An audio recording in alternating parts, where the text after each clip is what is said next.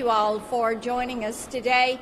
You know, there has been a lot said about big tech censorship of what transpired around the origins of the COVID-19 virus and where this came from, how it moved to a pandemic. And then there's also questions about what the American people were told and the timeliness or lack thereof of what they were being told. We know that Facebook recently reversed their decision on taking down any kind of information that said it came from the lab in Wuhan, that Beijing should be held to account. YouTube had previously announced that it would censor any content that contradicted the Beijing-run and China-funded World Health Organization. YouTube even took down a video from some medical doctors who were questioning the value of these lockdowns and were questioning what it does to the population and especially what it does to our children. Twitter, they locked down the account of a virologist, a Chinese virologist, who was saying this is what they're doing, gain-of-function research, this is what they're doing in the Wuhan Institute of Virology, holding the Chinese Communist Party to account. I will tell you this, big tech has really stepped over, they have stepped over the line on this one. We all have suggestions of how we as a Senate should move forward and things that we should do to make certain this never happens to the American people. Senator Braun? Thank you. And I'll tell you where we need to start. You had a unique thing happen, I think it was just last week, where by unanimous consent, that hardly ever happens on a critical issue unless you're maybe renaming a post office or something.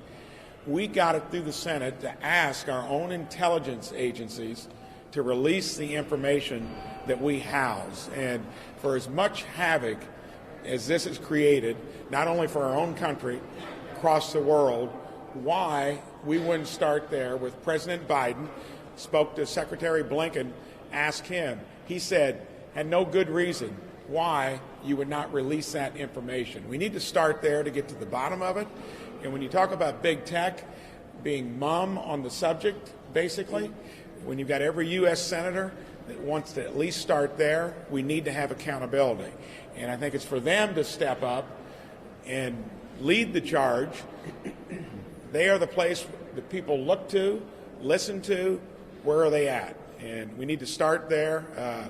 Let's hold our own intelligence agencies accountable, release that information, declassify it. Senator Marshall? Okay. Well, Senator Blackburn, thank you so much for giving us a chance to sit here and talk about the Wuhan lab leak and the cover-up thereof, you know, what we affectionately refer to it as Batgate. You know, it occurred to me as I was sitting there reading Dr. Fauci's emails recently that everything I learned in 10th grade science, everything I learned as a doctor about the scientific method, about hypotheses and developing theories, that we just threw that all out the door. You know, I was shocked as I went back and reviewed some of the letters that were written, but really what rose my suspicion was somewhere back in January of 2020. And the Chinese were saying that there was no person-to-person transmission. The WTO agreed, and the CDC didn't stand up to them. And that led for me to have a phone call with the CDC. And all the national journalists were reporting that the United States scientists were investigating this new novel virus. And when I talked to the CDC, they said, well, we've got scientists in Beijing, but they're thousands of miles from Wuhan, so we really don't have anything to tell you. And then the next thing I see is this a letter signed by a group of scientists who have ignored even the possibility that this virus could have risen from the laboratory. They totally ignored it. They threw out the scientific hypothesis that this was even feasible. And didn't come to find out most of those scientists, if not all of them, were receiving some type of funding then and in the future from the NIH and our CDC sat there and nodded their head in agreement. And then national journalists, big tech companies, they worked together to suppress this story. They worked together to censor those of us who thought that this virus may have originated there. And not only did they suppress, they actually shamed people who thought that this might have came from a laboratory. And then finally, we see in Dr. Fauci's emails a collusion, working with Dr. Fauci, big tech working together to suppress this story. You know, here we are, we're 17 months later. We still don't know anything much more about this virus. You know, I think that we have to hold the CCP accountable. And if the United States is in any way accountable, if they helped fund laboratories that led to the development of this virus, then we need to be held accountable as well. And we need a deep dive into what viral gain of research rules look like going forward as well. You know, we're never going to get to the bottom of this unless we stop this cover-up of the Wuhan lab leak until we stop Batgate. Thanks, Marcia. Senator Johnson? Go ahead. Well, Johnson. Okay, I'll go. I want to point out that the evidence about a potential lab leak theory has been hiding in plain sight for months. You know, the fact that our federal agencies, under the direction of Anthony Fauci, funded this type of research for years has been laying out there hidden in plain sight for months. Shame on the media, shame on the social media for not paying attention to it, for completely ignoring it. The result of this 18-month gap of fully exploring the true origin of the COVID virus probably means we'll never get to the bottom of it. China's had 18 months to destroy this evidence. But make no doubt about it, China is guilty. They are culpable. They knew they had a coronavirus. They knew they had a deadly pandemic-type virus in Wuhan. They didn't allow flights out of Wuhan to the rest of China, but they let that virus infect the entire world. So we already know China's guilty. We already know they have to be held to account. I think we also need to hold the news media and the social media accountable as well. This isn't the only area of suppression. I could list a long list of false narratives, false stories that the drive-by media promotes and then never really adequately retracts. But when it comes to COVID, I have personal experience with censorship and suppression that I believe has cost tens of thousands of Americans their lives. The NIH guidelines as it relates to treatment of COVID remains a compassionless guideline to basically do nothing. Go home, isolate yourself, be afraid, and if you just happen to get sick enough where you have to check yourself in the hospital, maybe we can save your life. I held 2 hearings on early treatment. Dr. Peter McCulloch laid out the 4 pillars of pandemic response. The first one is try and stop the spread. Well, China is guilty in not doing that. The second pillar is early treatment. Basically, how we apply medicine to every other condition, early detection, early treatment. Then in-hospital treatment, then finally vaccine.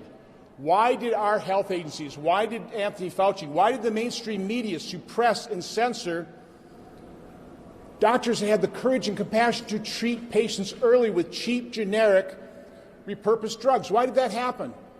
There is growing evidence. It's not being reported on by the media. Mexico's having great success with ivermectin. Certain provinces in India are having great success with ivermectin. Where's the reporting on that? We've seen studies where 50 to 85% of lives could have been saved. It prevents that much death.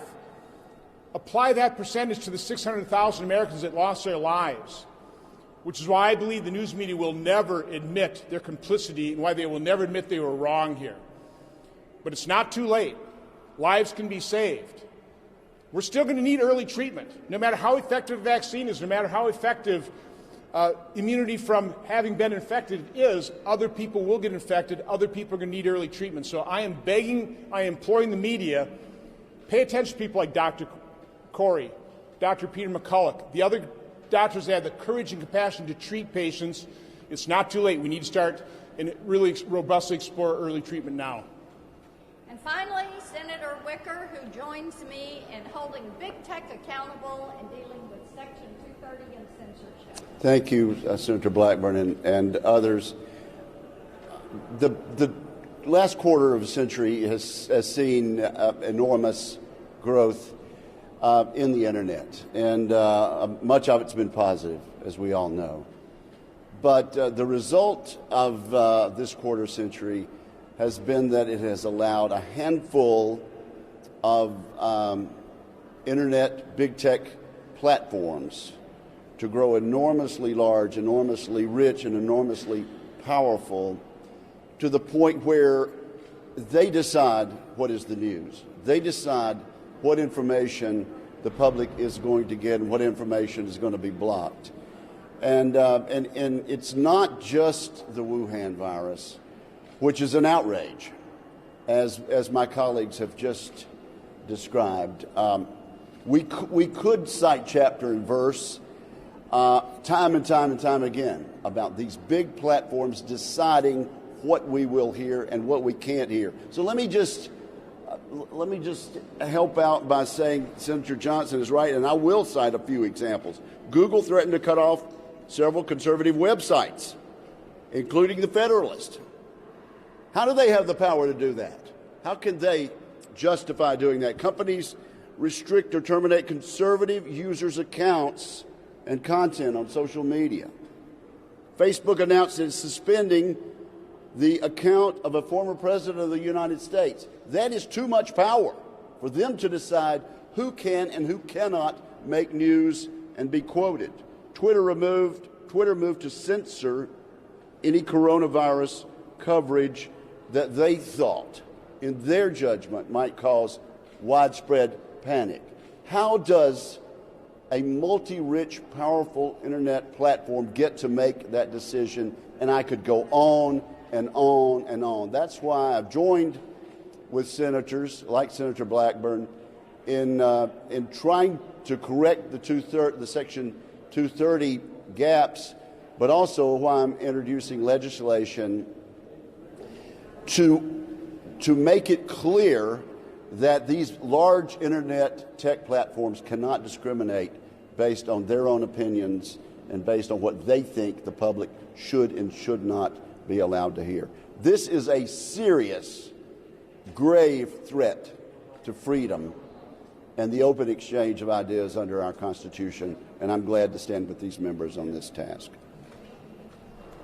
Thank you all. As you can see, this is something that is going to span several committees here in the U.S. Senate. It is our job to get to the bottom of what happened and then to bring forward remedies like Senator Wicker has just laid out. Got a question? Thank you. So the EU and G7 have called for an investigation into whether or not this was a Wuhan lab leak. I'm wondering, do you think an international approach is the best way to investigate this going forward, or what would you recommend? I think the standing committees of the U.S. Senate should take the lead. We are pleased that our allies are also joining us and saying this needs to be investigated. It is obvious that something was not right. It is of concern that the WHO decided that they were going to let the communist Chinese tell them when and how they could approach this lab, and that we had to wait for months. And then also, I saw your release yesterday about firing Dr. Fauci. Can you just talk a little bit about that on camera? Sure. I think that it is appropriate that Dr. Fauci step aside from his responsibilities at the NIAID and that he make himself available to Congress to find out exactly how was he in cahoots with Mark Zuckerberg and big tech. What transpired there? Did the American people hear some truth, but not the whole truth and nothing but the truth? Why was there not timeliness of acknowledgement of concerns around the lab? Why was there not more of a concern around Wuhan saying you cannot go anywhere else in China, or the Chinese Communist Party saying you can go nowhere else in China if you're from Hubei province or you're from Wuhan, but you can travel the globe everywhere but China. These are things that, now look, we've got 3.5 million people that have lost their life. 3.5 million people. We have hundreds of thousands of American families who have experienced loss of life in their families to loved ones, to friends. We have loss of livelihood for hundreds of millions. We have children, precious children, that have just experienced loss of learning for a year, loss of socialization, that are showing emotional problems. And Dr. Fauci is funded by the U.S. taxpayer. And the taxpayer is saying, what did you do with our dollar? Thank you all so much.